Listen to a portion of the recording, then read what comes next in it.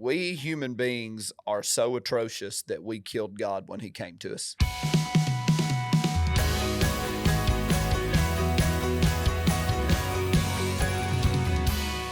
Hey, welcome to Ascend the Hill with Jeremy Austill. I'm Jonathan. This past Jeremy. Happy Tuesday or Wednesday if you're watching, or whatever day you're watching. Right. January 12th, 2026, whenever you're watching or listening, right?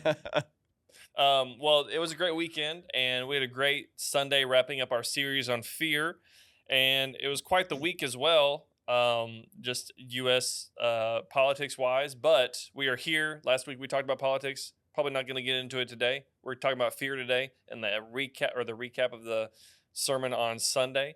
And if you missed it, you need to go back, because if you're battling with fear, I was about to say battlefield, and I mixed it up with fear. But if you're battling fear, I thought it was like a little 3-0 Phil. Yeah, Phil. There are 7 battlefields we talked about on Sunday that might just help you overcome any of the fear that you're facing in your life. And we're going to get into some of those today, but go back. You need to listen to the sermon. It's available in this podcast feed or csnlive.org or on YouTube. Basically anywhere we post anything, the sermon is out there for you. But regardless, before we get into that, last week we did a little U.S. history. Yes. So this week I think it'd be fun to do a few world history things. Okay. Of Would You Rather. And I will tell you, my world history is, it's a little limited. So we'll see. I pick things that most people would know about. Okay, well, we'll find out if I'm most people. Would you rather attend a Shakespearean play in that original time period or experience the first Thanksgiving? Shakespearean play or the first Thanksgiving? Man, good question. I feel like the first Thanksgiving, historically, it's a little gray on how, how that actually went and the actual relationship, that was there between the settlers and the Native Americans. But an original Shakespearean play does not excite me much. Really? Okay. Yes. You're not a play person? Well, I'm not like anti it, but we went to Nashville Children's Theater a lot when our kids were young. We kind of became season pass members. We'd go to every show they did that we felt was age appropriate. And just admittedly, I was usually bored out of my mind. I just like, I'm dying. But the kids loved it. It was a great fun experience. We'd go eat afterwards. So I loved the total experience. But generally speaking, I don't know. Theater doesn't do it for me. I've gone, I saw The Lion King on Broadway. Yeah. It was epic. It was majestic. it was a beautiful depiction, but it was The Lion King. Yeah. Most of you see in theater, it's like, okay, I've watched this movie 12 times. Yeah. I know what's going to come. But no, the whole Shakespearean play, I guess I'm just not enamored with him. Yeah. As his content, if you will. Yeah. It's just not, it doesn't do much for me, you know? And so I'd say put me in Thanksgiving. There's a wilderness factor. Apparently on Thanksgiving, the original Thanksgiving, turkey wasn't necessarily the main thing. They mainly ate deer and fish, deer and seafood. So I'm down with that. Yeah. Put me in the middle of all of that. Yeah. Okay. Would you rather watch Martin Luther nail his theses to the door, or watch the first pressing of the Gutenberg Bible? Oh, wow. Man, what a good question, because both monumentally changed the world.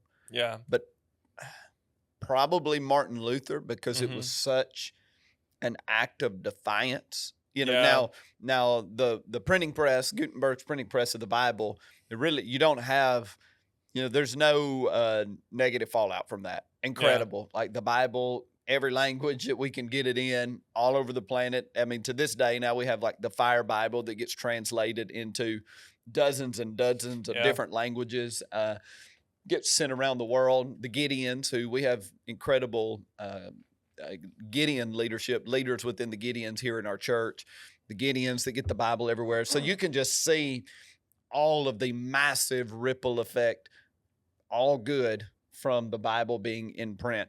Martin Luther, there are some theological ramifications for what he did. I've even shared it when I talked about, the baptism in the Holy Spirit, what we would consider or call Pentecostalism, and how even a good bit of Martin Luther's revolt, if you will, his Reformation was because the Catholic Church was monetizing miracles and fabricating miracles. And so it was a very much a like pendulum swing the other way. Like the Catholic Church, which is at this point in time corrupt and in bed with the government. Yeah. The Pope is more a political figure than a spiritual figure, and they're monetizing everything. So it's like, okay, we're not going to do miracles. We're just gonna kind of remove that from the equation. So that, that's a little bit of a negative trickle down, but by and large, it's just as much as it was a theological premise, faith and grace, it was a revolution for the well-being and the health and the trajectory of the church. It was a prophetic moment that completely changed the trajectory of the church for the good. And so yes, I'd probably rather be there seeing that, just because of the massive course correct that it was creating. Yeah. Well, in the same vein of theology and Bible, would you rather discuss philosophy with Socrates or debate theology with St. Augustine? Yeah, I mean, I'd rather speak with Augustine. I mean, a believer. You're gonna get with Socrates into the realm of humanism. You're gonna get into a lot of like worldly philosophical principles that are not Bible based. They're not scriptural based. And so, give me the theologian. And I'll just confess that like I am not well read on Augustine nor Socrates. But just the simple premise of give me a theologian, give me a spiritual man that he actually believed in miracles. Augustine did. Like he was kind of like, no, there's stuff happening. I'm not trying to make this a major on miracles moment, but it just kind of spun off the Martin Luther. It was, he was a person that believed in that type of spiritual happening. But I don't really have any interest in sitting down with Socrates. Yeah. All right, last one. Would you rather watch Michelangelo paint the Sistine Chapel or watch a Mozart concert in the 1700s? I mean, isn't there an expression about watching paint dry? Oh yeah. It's like watching paint dry, I mean, and so I think I'll take Mozart just because like just watching a dude paint does not seem very exhilarating. Although obviously the final product and the history behind it, apparently he pretty much lost his sight, from the detailed and the focus. So end product, Sistine Chapel. Yeah. That's if you give me an end product. But if you ask the question, which would you rather like observe? Yeah. Yeah, I'm gonna listen to the guy's music. I'm not gonna watch a guy paint. Yeah. I mean, I get it. Bob Ross is great, but I never watched Bob Ross ever. Like I don't think I ever. I'd see Bob Ross on TV, and you know what I'd do? Change the channel. Skip. so call me not artistic. I don't know. Whatever. So I thought you were gonna ask. Would you rather fight in this war or that war? I mean, those would have been.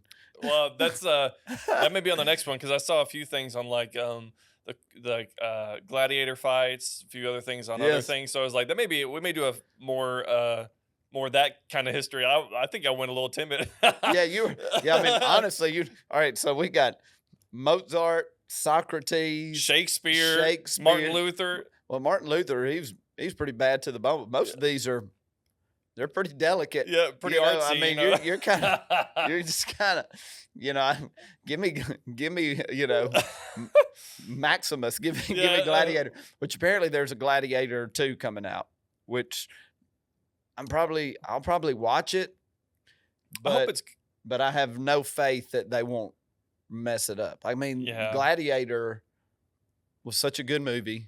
Yeah. I mean, let it be. Yeah, it was great. Such a deep, like, societal, like, commentary as well, Yes, and it's just like, man, bread and circuses. yeah, You it can do anything if you give people bread and circus, if you entertain them. Feels very similar to our American experience. If you'll entertain them, you can get away with anything. man, And we'll trot our entertainers out to tell you what you should think, and because you're so obsessed with them and you value them so highly, or you'll pay listen to them them. to do stuff or be at places, Oh yeah, we'll pay them $1 million to Yeah. do an interview with us, but that's a whole nother. Yeah, that's Man, another I mean, is it podcast. is it a legitimate? Just period. I don't know. All we know is little bits of information here and there, but is it a legitimate endorsement if you had to pay somebody $1 million to endorse you? Like, my gosh, Yeah, ridiculous. Like, if you don't want to endorse me, yeah, then go on somewhere. yeah. My goodness, yeah. Well, last week we talked about politics. Today we're talking about fear, and one day maybe It's clearly still kind of reverberating in the atmosphere. maybe we need a whole podcast on Christianity and politics. But we were talking about fear in the battlefield of fear on Sunday, 7 battlefields of fear, and a lot of those too, like they like web out too. Yes. It's not like those are like big overarching Yes, battlefields, and yeah. they kind of, on the battlefield you have like little skirmishes, and I feel like Right. there's little skirmishes of little things that fit under these topics. Yeah, and I wanted to be conscious too. There are, quote, phobias, and there are hundreds of phobias that are super specific, like Yeah. arachnophobia, scared of spiders. It's like, okay, I want to get, like, I don't want to live in that. I don't want to live there. Like, let's just take some bigger picture with the understanding that there's some interconnection between these battlefields, and it's almost like in the Civil War, Revolutionary War, there were a lot of battlefields in a big war. And so, Yeah. like, these are just kind of, your Shiloh, if you will, that's in West Tennessee. These are, your staging points for a bigger thing that's happening. Yeah, and I guess when we're in the first one, it's not the first one, but when we're talking about the fear of man, because that was one Yes. that stuck out a lot. I think sometimes people can use the fear, or it seems like people use the fear of man like, I don't fear man, almost like a rebellious attitude. Yes. Like, and so like it seems like on Sunday it was really confined to like not fearing man in a spiritual sense, but not Yeah. necessarily like you're not supposed to fear man in certain respects. But I feel like sometimes when people's reaction to their fear of man is not, well, I don't fear man because I believe God. It's like, I don't fear man because I don't fear man. I don't know, no government, Right. like, I'm against the man, Yes. or whatever, so I don't fear them. They're not going to control me, Well, and not everybody, I tried to say at the beginning of the messages, not everybody is going to, and maybe I didn't articulate it super clearly, not everybody is going to find all of these as areas of susceptibility for them. Yeah. There are a couple of them that just don't resonate with me, but I know they resonate with people that I interact with. And so when it comes to the fear of man, and I could have probably spent a whole day talking about it. Interestingly enough, I was listening to a podcast today, because I listen to podcasts in the gym. I didn't go to the gym today. I went hunting, but Yeah. I listen to podcasts like on the way places, driving, and I heard somebody talking about our personalities and how our personalities, our personality profiles and all that they really are is our defense mechanisms, our ways of trying to earn favor and keep from harm with people. And they're learned. And it's a real psychological conversation. And what I just said was not super well articulated. But interestingly enough, like, we learn how to avoid pain from people. Yeah.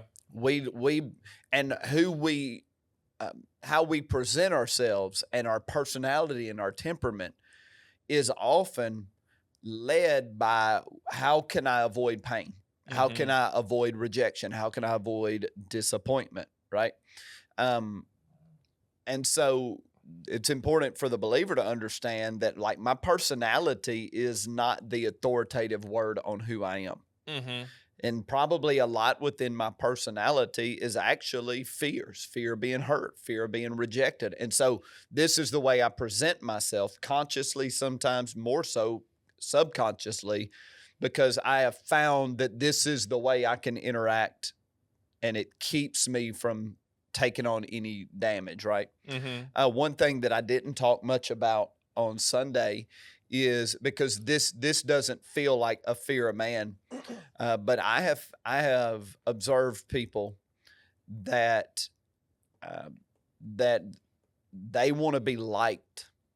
Mm-hmm. They want to be liked so bad. They want to be good with everybody. They place such a high value on relationships. Like, relationships becomes their premium. That's like their highest Yeah. value thing. And when I have come across people like that, they have a tendency to avoid conflict at all costs, Mm-hmm. not say what's on their mind, not handle things, let things go, because they are afraid of being rejected. They're afraid of somebody being mad at them. Yeah. So, in the name of, I love relationships and I want to be liked and I want to be good with everybody, they compromise what is best. They compromise values. They compromise principles in order to satiate people, and that is another version of fearing man. Mm-hmm. It's a, yeah, at some point in life there are principles that cost you relationships, Yeah. and all of us experience that. But if you fear man as opposed to fearing the Lord, you'll compromise principle. And I don't mean like you'll do some egregious sin, but you'll know that this is probably right and this is truth. But to avoid detachment with this person, or to avoid rejection with this person, or to avoid conflict with this person, you'll kind of bury it and you'll moralize it. Mm-hmm. You'll use the moral thing of, quote, I love people. I'll just, this is a strong statement, but some of the most compromised and compromising people I've ever met lead with, I just love people. I value relationships Yeah. more than anything. And doesn't that sound noble? Mm-hmm. Doesn't that sound moral? Doesn't, I mean, that in every way, like, I mean, it's the ultimate Jesus juke for a Christian, Yeah. of like, well, I love people. Mm-hmm. I care so much about relationships. But not every time, Yeah. but a lot of the time that is a fear. Like, that is rooted in fear of rejection, fear of conflict, fear of, and you begin to compromise in other areas. Yeah. And so I point all of that out, say, like, we could have got really deep, Yeah. because we have some people that are good people and they are really, really good at being liked. Mm-hmm. And I mean, I want to be liked. We all want to be liked. But I got to make sure that my desire to be liked isn't fueled by a fear Yeah. of being rejected, resisted, shunned. I have to say, okay, I'm going to stand on the principle. I'm going to stand on what's best. I'm going to stand on what is the right thing to do. And remember, right thing, it doesn't, there's not always like a scripture verse for the right thing. Yeah. Sometimes it's just, you take all of the circumstances and you come to the realization, this is what's right. This is what's best. And it's, I can say from my perspective, I love people. I do care about people. I do care about relationships. But any and all relationships, I mean, other than my wife, which I've made an oath and I'm going to have to contend and work through, but like all relationships ultimately have to be put on the altar unto the Lord, because sometimes principle, direction of the Lord, obedience to the Lord means that there's going to be friction there. Yeah. Do you think it also is like a too far of a pendulum swing with the verses that say things like, as far as it depends on you, live peaceably with all, or when you're asked for the reason for the hope that you have, that Peter talks about, do so with gentleness and respect? Do you think people kind of take it a little bit too far and like, well, I love people, so I'm just instead of doing it in gentleness and respect, but still saying the truth, you're just like, well, I'm just gonna skip over that part, Well, why aren't you saying the truth? Mm-hmm. You're afraid. Yeah. Fear's governing you. Mm-hmm. You're not saying what you need to say. You're not addressing what you need to address. You're not doing what you need to do because you're afraid of what will happen if you do. Yeah. So you have let fear dictate the terms of the relationship. So yes, you know, that line, that phrase, you know, as it pertains to you, as it depends on you, be at peace. And I interpret that to mean I'm going to treat people with honor and dignity. I'm going to do what I know to be right. I'm going to handle people well, but I cannot control all the outcomes. I'm going to do the thing that I know I can handle and control. And as far as I'm not going to hold a grudge toward you. I'm going to be forgiving toward you. I'm going to keep the door open. Yeah. You know, if I have to do a hard thing, I mean, just in the context of what we're talking, if I have to do a hard thing that creates friction between us, I just want to be clear that if anybody walks away from this, it's you, not me. If anybody is going to take offense in this, I'm not going to get offended. Yeah. Or at least I might be offended, you know, in a moment, but I'm not going to harbor it. Like, right. And so it'll be up to you whether you do or not. But we're like, we can walk together in the aftermath of this if you choose to. Yeah. And, and I feel like that's something that is hard for people to come by today in our societal context. Yes. When it comes to, like, it's almost like when we have these fears that operate, it's almost like you can operate in a sense of, well, fear of letting someone off the hook, maybe. I don't know if that would be a fair thing, but because it's so contentious, even in Christian circles, it's like you can't have a disagreement over something that's not as primary in Scripture without cutting them off completely from your life. Yeah. Or treating them that like someone who's not a brother or sister when they still are. Yeah. Because there are very main tenets that are like, well, if you don't believe these tenets, you're probably not in the faith. Right. But you know what I'm saying? Yeah, you're not a Christian if you don't believe this, this, and this. It doesn't really matter if you go to church or not. It doesn't matter if you pastor a church. If you don't believe this, this, and this, you're not a Christian. Yes. But I also think, and when I hear you talk about it, my mind automatically goes to like social media, you know, duels. And I also, the whole world of social media is, I think we need to understand that there's an element of it's not reality. Yeah. And like we tend to engage in ways on social media that we wouldn't engage over coffee or engage at the grocery store, right? And I mean, I'll catch myself wanting to fire a response too, and I'm just like, okay, you know, how would I engage over coffee? Like, how would I, you know, if I'm having a conversation with this person after church, how would I speak to it?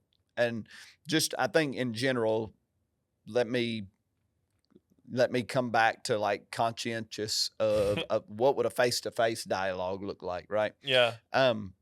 But while you were talking, one of the thoughts that hit me is just, I feel like, and it's twofold. I think it's cultural tide has caused us to embrace what I'm about to say. And I think it's principalities and powers of darkness that have been at work to get us here. But for somewhere along the way, being nice and likable became like high priority for the Christian. And that's going to make us effective in winning the world. I'm certainly an advocate for nice, you know. Yeah. I'm an advocate there, you know, likability is a really good thing to have. You know, being a likable person, you know, I'm going to go dovetail for like 2 seconds here. Yeah. Tennessee Vols, they went through numerous head coaches. They went through Lane Kiffin. They went through Derek Dooley. They went through Butch Jones. They went through Jeremy Pruitt. 4 guys, all 4 of them in the aftermath of their tenure at Tennessee, like it became clear that none of the 4 were very likable. Media people didn't really like them. Yeah. A lot of players didn't like them. A lot of administration didn't like them. Well, if you don't have a likability, like it's going to be hard to succeed, right? Yeah. Now, Josh Heupel, you get a completely different deal. He's so down to earth. He's likable. He's easy to interact with. Likability is a value. I don't want to diminish that. Like, we're not to be these harsh, rigid, you know, people. But at the same time, if your chief aim is to be nice, like it's inevitable at some point that there's going to be conflict with niceness. And meaning, like, you're going to have to say something that's a hard truth. Yeah. You're going to have to do something that people won't like. You're going to have to live something that a large percentage of people reject or resist.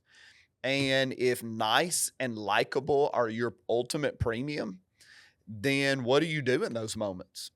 Like, what gets sacrificed, right?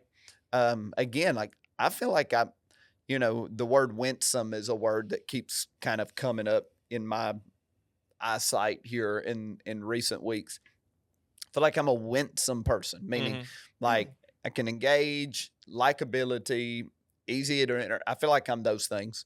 But like Sunday, winsome is not going to win. Like, right. I'm going to have to say straight things.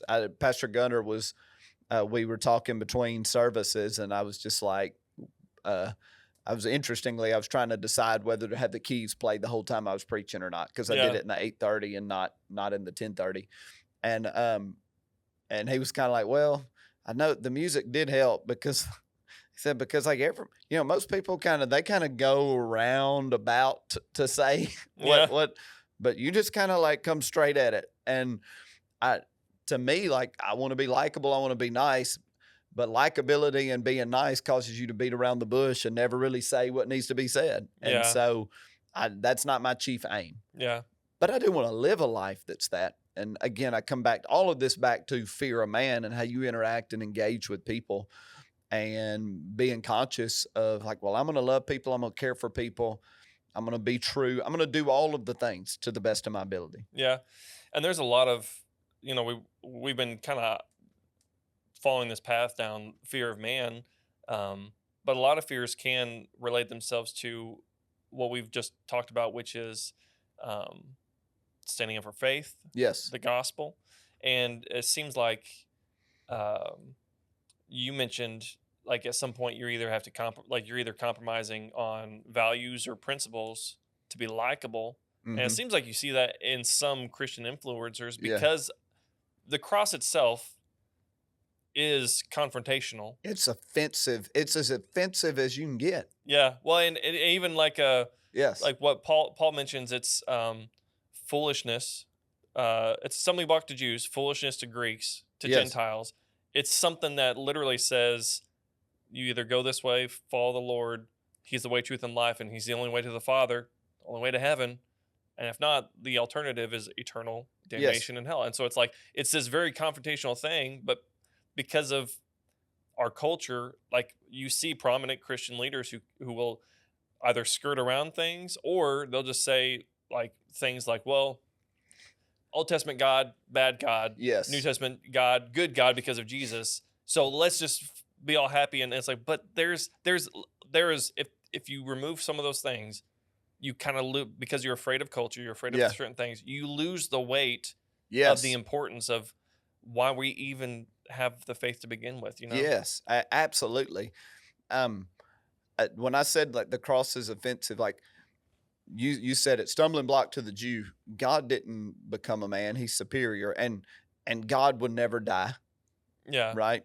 Foolishness to the Gentile. What are you talking about? God became a man. Yeah. And God died for but to me, the offense is we human beings are so atrocious that we killed God when he came to us. Mm-hmm. I mean, it doesn't get more y'all are horrible than that. God came to you healing the sick. Yeah. God came to you raising dead people out of the grave. God came to you speaking about the poor and the downtrodden. God came forgiving people and giving mercy to people.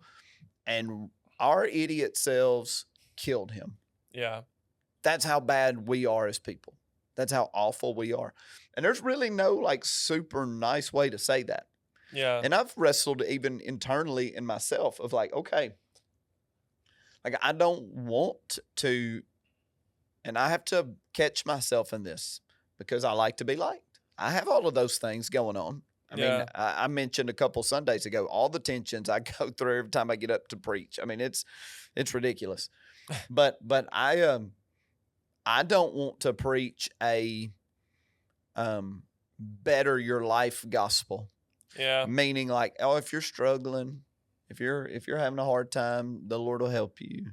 You know, if you're not careful, you'll preach a gospel that only the person whose life is a mess can get saved to. Mm-hmm. You know, I find a lot of times the gospel that we hear is a gospel for the addict. It's a gospel for the sexually broken down. It's a gospel for the impoverished. It's a gospel. But what about the gospel for the person that's like making good decisions and doing pretty well in life? If you're rich, you haven't made, you know? Yeah. And so you don't, because we're over here preaching to all the people whose lives are screwed up. Yeah. You know? And so like you need Jesus. Well, if you're not careful, you'll preach a gospel that people that are actually doing okay in life have no need of. Mm. But a gospel that says every human, there were people in that crowd that were rich. There were dignitaries in that crowd. The people that executed it were some of the highest officials and leaders, as well as the impoverished people saying and crucify. Like everybody was represented at that cross. All of us killed God on a tree. Thank God, though, he resurrected from the dead. Yeah. So going back to fear of man, the winsomeness that we've been lulled into, and that I myself, I'm not going through like a theological change per se, but I'll tell you, I feel like I went through an extended season of the Lord just immersing me in love and mercy and grace, and I needed that for all of the insecurities that I picked up through life and all of the performance and all of the, dad issues, all that kind of stuff. So I needed an immersion in that, right? And now I'm pastoring a church, right? And I could be fully immersed in that as a guest speaker. Like as a guest speaker, I'm here one night, I'm here 2 days. I don't have to cover the gambit. Like I don't have to be comprehensive. I just got to, give you a word to create a moment of impact right here, right now. But now pastoring a church, like I'm realizing, I realized, a year plus ago, like, okay, this is different. And I'm going to have to theologically wrestle with my worldview, with what we're trying to accomplish in the church, for us in the landscape of America. And you don't want to be a Christian or a leader that, okay, we see the world swinging this way, so let's go this way. You don't want to be reactive to the world, but at the same time, you don't want to be tainted or compromised by the ideology of the world around you. You got to find the true center, the true north of what is the gospel, what is the call of the church, what is right, what is wrong. What does the Bible say our best practices are for evangelism and missions work? Not here's society and let me kind of adjust to that, right? And so I'm not saying that you'll hear this huge difference in the way I preach going forward, or, I'm also just a believer that we're constantly, and each season the Lord evolves you and develops you for what's needed in that. So anyway. Yeah. And, as we wrap up here, it does seem like we're talking about fear, getting rid of fear. We're talking about cultural context when it comes to fear, whether it's fear of man, fear of the future. All these things can be applied to who we are as a person and how we also relate to our outside world. And it seems like even the past, honestly, since COVID, it seems like the Lord has used those kind of things to cause a shaking in the sense of internally in people Yeah. shaking things that were wrong or wrong thoughts or mentalities, trying to shake them off us to refine us into something that's needed for the future Yeah. if you accept it. Yes. Because sometimes when that shaking comes, it can either be like, okay, maybe you're trying to get me to think a different way, like you're saying, evolve for the time. Maybe I had wrong thoughts or wrong motives that needed to be taken off. Okay, cool.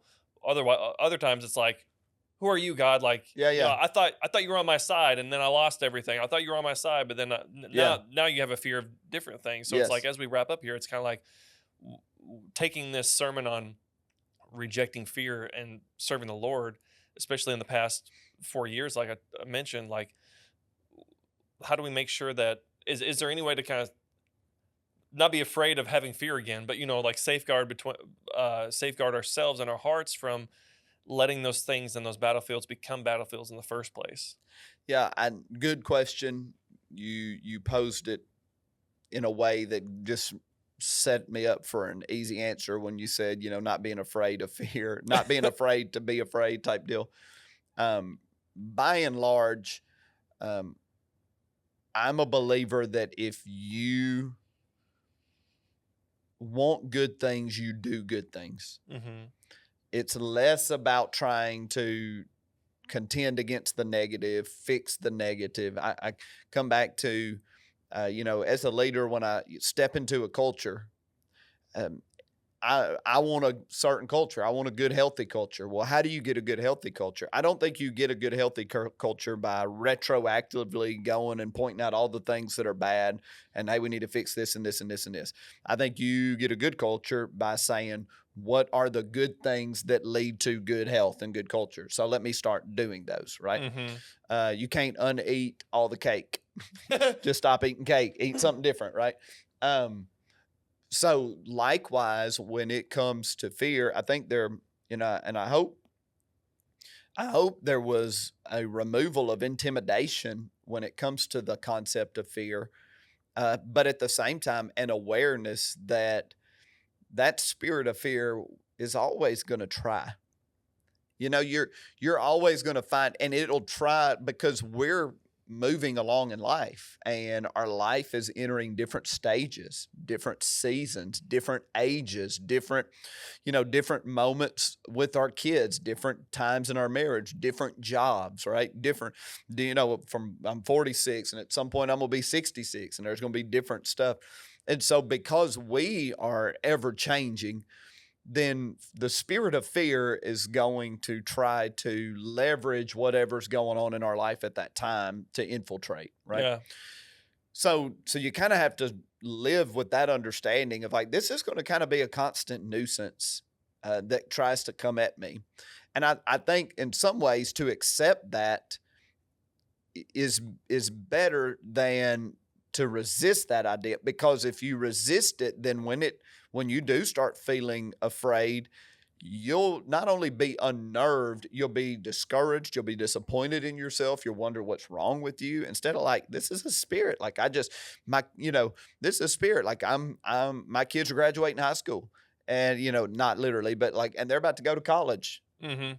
Well, like this, of course there's going to be stuff that I feel with that. And there's going to be stuff that tries to creep in. So how do you contend against it? I think you just continue to stockpile what's good and what's right. What's the word of God say? Yeah.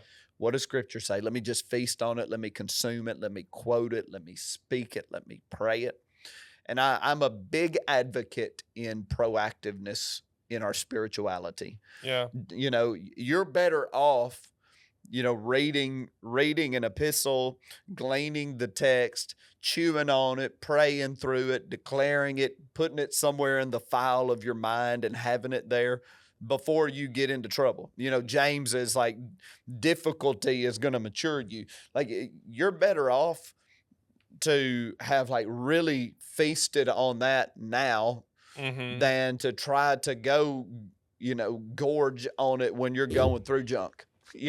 Let me get it in there now so that there's so much good that when that spirit of fear comes, I'm already really well equipped. Like, I've done my work to Basically living a prepared life. I love the concept of preparedness Yeah. is high value to me.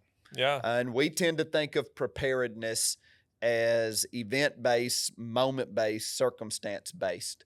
I think of preparedness more so as a prepared life. Yeah. Like I'm just constantly preparing myself for who knows what. Yeah. And by that, I mean, I'm in the word, I'm in prayer, I'm quoting scripture, I'm consuming content, I'm learning, I'm developing. And then you trust the Lord to a degree of like that he's guiding your consumption. Yeah. He's helping you. His spirit, oftentimes unbeknownst to us, is helping us take the right stuff in for when the moment of testing comes, right? Yeah. So trust in the Lord's building you too, but you and I have to co-labor with him. Yeah. And, we're talking about being prepared. And it also reminds me of another word, prudence. Yes. And there's a proverb that says, Proverbs 27:12, the prudent sees danger, hides himself, but the simple go on and suffer for it. So that, you can already, it doesn't take a prophet to say, I'm going to experience fear in my life or Yes. experience bad circumstances. Yes. So why not, like what you're saying, the prudent, know that that's going to happen. So be prepared, get in your word, get in the Bible, get connected to community here at the church. Yes. Connect with us. If you haven't connected with us, you can connect with us very easily on our website, cornerstonenashville.org, or be here in person, 8:30 a.m. or 10:30 a.m. on a Sunday or 6:30 p.m. on a Wednesday. If you can't do that or you're away or something, just watch us online at csnlive.org. We're live every Sunday. Leave a comment, some way, shape, or form. We're here for you. So if you're battling fear, if you're seeing things in the future and you're afraid for your future or anything, we want to come alongside with you, not just in prayer, but in community. So connect with us and look forward to seeing you next time on the podcast as we dive into our sermon from this Sunday. But regardless, if you're dealing with fear, connect with us in any way, shape, or form. We're here for you, and we'll see you next time.